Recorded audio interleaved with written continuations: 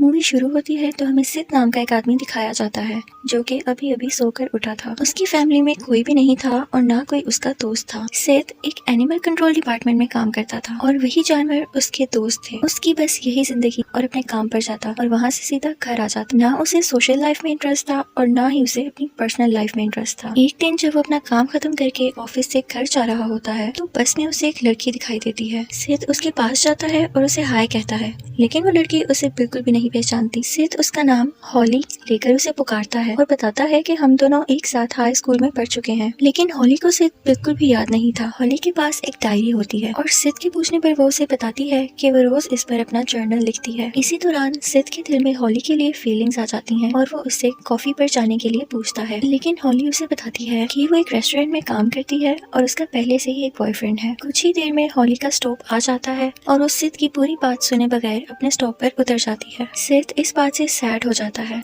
At last वो अपने घर पहुंचता है। सोशल नेटवर्किंग साइट पर हॉली के बारे में कुछ इन्फॉर्मेशन इकट्ठी करता है और उसे उसकी प्रोफाइल मिल जाती है और नेक्स्ट मॉर्निंग रोज की तरह वो एनिमल कंट्रोल ऑफिस जाता है। वहाँ वो अपने कोवर्कर और सिक्योरिटी गार्ड नेट से एक बात पूछता है कि वो कैसे किसी लड़की को इम्प्रेस कर सकता है, जिस पर नेट उसे बताता है कि वो कॉन्फिडेंट रहे क्योंकि लड़कियों को कॉन्फिडेंट लड़के पसंद आते हैं। बातों बातों में एक डॉक्टर सिड को बुलाती है और उसे कहती है कि लेक्सी नाम की एक जर्मन शेफर्ड डॉग को वो लेकर आए क्योंकि वो काफी टाइम से बीमार थी और वो सिड से काफी अटैच थी। सिड उस डॉग को डॉक्टर के पास लेकर आता है और वो डॉक्टर उसे एक जहरीले इंजेक्शन से मारने लगता है क्योंकि वो बहुत टाइम से बीमार थी और एनिमल कंट्रोल का एक्सपेंस यानी खर्चा भी बहुत बढ़ा रही थी। डॉक्टर सिड को ऑफर करता है कि अगर तुम इसे ले जाना चाहते हो तो तुम इसको लेकर जा सकते हो, लेकिन वो उसकी देखभाल यानी हिफाजत कैसे कर सकता था क्योंकि वो तो खुद अकेला रहता था। फिर डॉक्टर उस जर्मन शेफर्ड डॉग को इंजेक्शन लगाकर मार देता है। सिड उस डॉग की बॉडी को जला देता है। इसी दौरान वो जानवरों के पिंजरे यानी केज के पीछे वाले कमरे को नोटिस करता है जिसके अंदर एक बेसमेंट था। उसे देखकर वो काफी हैरान हो जाता है। इसके बाद वो अपने घर आ जाता है और दोबारा से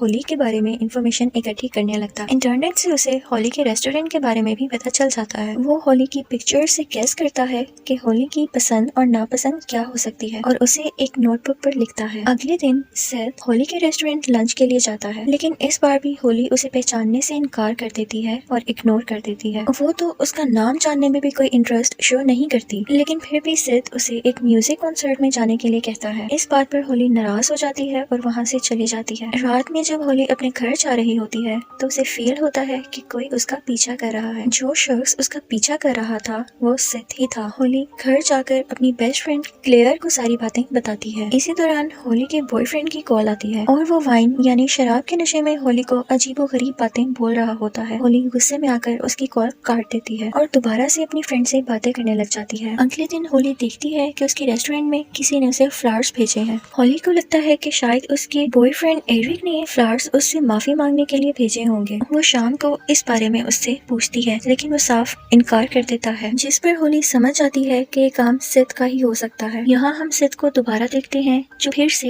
होली का पीछा कर रहा था। वो एक बार फिर से होली को डेट पर ले जाने के लिए पूछता है। वो बताता है कि मैंने ही वो फूल तुम्हारे रेस्टोरेंट पर भिजवाए थे। होली को बहुत गुस्सा आता है और उसका बॉयफ्रेंड सिड को बहुत बुरी तरह मारता है और सिड काफी जख्मी हो जाता है। इस सब के बाद सिड को होली की डायरी मिल जाती है जिस पर रोज वो अपने जर्नल लिखा करती थी। वो घर आता है और उस डायरी को पढ़ने लगता है, जिसके बाद उसे होली के बारे में मजीद इंफॉर्मेशन मिल जाती है और उसे होली के बारे में एक सीक्रेट पता चलता है। नेक्स्ट मॉर्निंग वो दोबारा ऑफिस जाता है और उस बेसमेंट की तरफ जाता है। वो इंटरनेट से हेल्प लेकर उस बेसमेंट के लिए एक केज यानी पिंजरा तैयार करता है और सीक्रेटली वहाँ के क्लिनिक से जानवरों को पैरालाइज करने वाला एक इंजेक्शन चुरा लेता है। उस इंजेक्शन को टेस्ट करने के लिए वो खुद ही पर वो लगा लेता है, जिसकी वजह से उसकी बॉडी कुछ देर के लिए पैरालाइज हो जाती है। अगली रात वो दोबारा से होली का पीछा करता है जो कि अपने अपार्टमेंट में जा रही थी, लेकिन उसके अपार्टमेंट में कोई भी नहीं होता। इस बात का फायदा उठाकर सिड उसको इंजेक्शन लगा देता है और उसे किडनैप कर लेता है और फिर उसे एनिमल कंट्रोल में एक बॉक्स में बंद करके ले आता है। नेट की नजर उस बॉक्स पर पड़ती है तो सिड उसको बातों में लगा देता है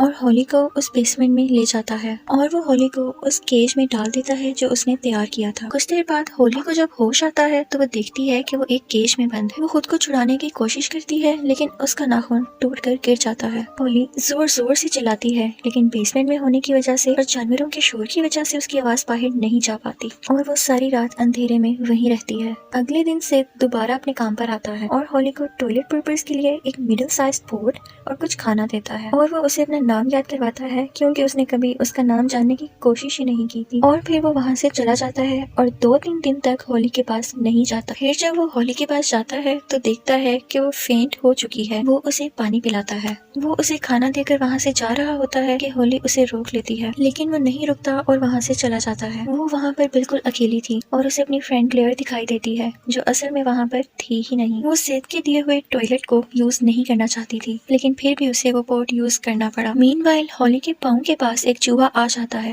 पहले तो वो डर जाती है लेकिन फिर उसे कुचल कर मार देती है। यहाँ हम होली को बहुत ही ज्यादा गुस्से में देखते हैं। अगले दिन सेठ वहाँ आता है तो होली उससे पूछती है कि क्या तुम मुझे मारना चाहते हो? तो उस पर सेठ उसे जवाब देता है कि नहीं, मैं तुम्हें मारना तो नहीं चाहता, लेकिन वक्त आने पर मार भी सकता हूँ। वो उसे बताता है कि मुझे तुमसे पहली ही नजर में प्यार हो गया था और मैं यहाँ तुम्हें मारने के लिए नहीं बल्कि बचाने के लिए लाया हूँ। और ये कहते ही सेठ वहाँ से चला जाता है। सेठ उस बेसमेंट रूम से निकल रहा होता है तो नेट उसको नोट कर लेता है, लेकिन फिर से सेठ झूठ बोलकर वहाँ से चला जाता है। नेक्स्ट मॉर्निंग जब सेठ दोबारा होली के पास आता है तो उसे वो उसकी डायरी दिखाता है जिसमें उसकी सारी बातें लिखी हुई थी। सेठ उससे उसकी दोस्त क्लेयर के बारे में पूछता है तो होली कहती है कि मैं इस बारे में कुछ नहीं जानती। सेठ कहता है कि मैंने तुम्हें उसके साथ बातें करते हुए सुन लिया था। होली उस पिंजरे में अकेली थी, लेकिन सेठ ये सुनकर डर जाता है कि उस पिंजरे से 2 लोगों की आवाजें आ रही थी। सेठ उससे पूछता है कि क्लेयर क्या वाकई यहाँ पर है, जिस पर होली उसे कहती है कि नहीं, लेकिन फिर वो सेठ के पीछे क्लेयर को देखती है। फिर सेठ उस पर ये राज खोल देता है कि तुम दरअसल बीमार हो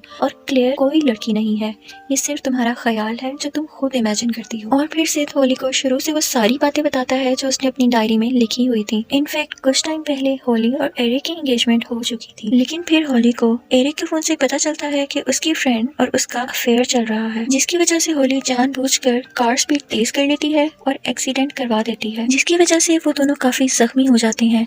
लेकिन होली जानबूझकर क्लेयर की आंख में ग्लास घुसा देती है, जिसकी वजह से क्लेयर मर जाती है। होली सेठ को बताती है कि मैं एक राइटर हूँ और जो भी इस डायरी में लिखा हुआ है वो जस्ट फिक्शनल स्टोरीज हैं। सेठ उससे कहता है कि मुझे भी यही लगा था कि ये सब फिक्शनल स्टोरीज हैं। फिर वो बताता है कि इसीलिए मैं पुलिस स्टेशन गया और मुझे क्लेयर की डेथ के बारे में सब कुछ पता चल गया, और तुम्हारा पीछा करने के काफी दिन बाद मुझे ये भी पता चला कि तुम्हारी वजह से बहुत से लोगों की डेथ्स हुई है। इस बात का जिक्र उसने अपनी डायरी में किया है। उसने काफी लोगों को जिंदा जलाया और काफी लोगों का गला दबाकर उन्हें मार दिया। सेठ होली को बताता है कि वो उसे इसलिए लेकर आया है ताकि वो और लोगों को ना मार सके और पुलिस और दुनिया वालों से बची रहे। और ये कहते ही वो वहाँ से चला जाता है। अगले दिन जब सेठ होली के पास आता है तो उसे उसके बिहेवियर में कुछ चेंजेस नजर आते हैं। वो अपनी बॉडी को साफ कर रही थी। सेठ उससे उन मर्डर्स के बारे में पूछता है, लेकिन होली उसका ख्याल भटकाती है और अपना सर जोर जोर से पिंजरे के साथ मारती है, जिससे वो काफी जख्मी हो जाती है। सेठ ने काफी दिनों से उसे कुछ भी खाने के लिए नहीं दिया था।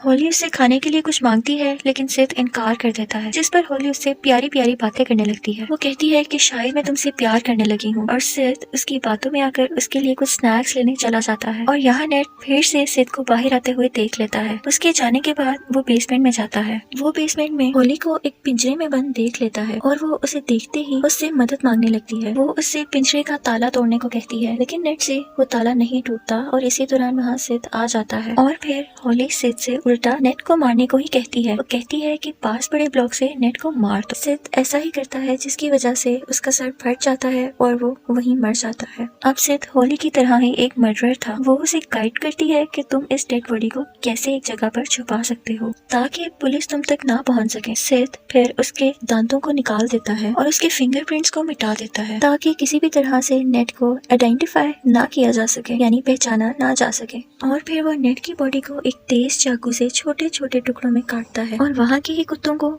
2 दिनों तक खिलाता है। नेट के गायब होने पर पुलिस उसे ढूंढने लगती है और वो सेठ से भी इन्वेस्टिगेशन करती है और उन्हें सेठ पर ही शक होने लगता है। पुलिस उससे कहती है कि उनकी नजर उस पर ही रहेगी। सेठ इस बात से काफी डर जाता है और जब वो होली के पास आता है तो होली उसे फिर प्यार भरी बातें करने लगती है। वो उससे कहती है कि तुम मुझसे प्यार नहीं करते, अगर प्यार करते होते तो यहाँ मुझे कैद न रखते। होली उससे सबूत के तौर पर उसकी एक फिंगर यानी उंगली मांगती है, जिसको सुनकर सेठ काफी शॉक्ड हो जाता है। होली कहती है कि तुम सिर्फ दिखावा करते हो और फिर से सेठ उसकी बातों में आ जाता है और अपनी उंगली काट देता है, जिससे उसको बहुत दर्द होता है। इसी बात का फायदा उठाकर होली उसका चाकू ले लेती है और अपना गला काटने लगती है। वो सेठ को धमकी देती है कि अगर वो उसे यहाँ से नहीं जाने देगा तो वो खुद को मार डालेगी। उसकी बातों में आकर सेठ पिंजरे का दरवाजा खोल देता है तो वो बाहर आकर सेठ से प्यार भरी बातें करने लगती है, जिस पर सेठ समझता है कि होली भी उससे प्यार करने लगी है।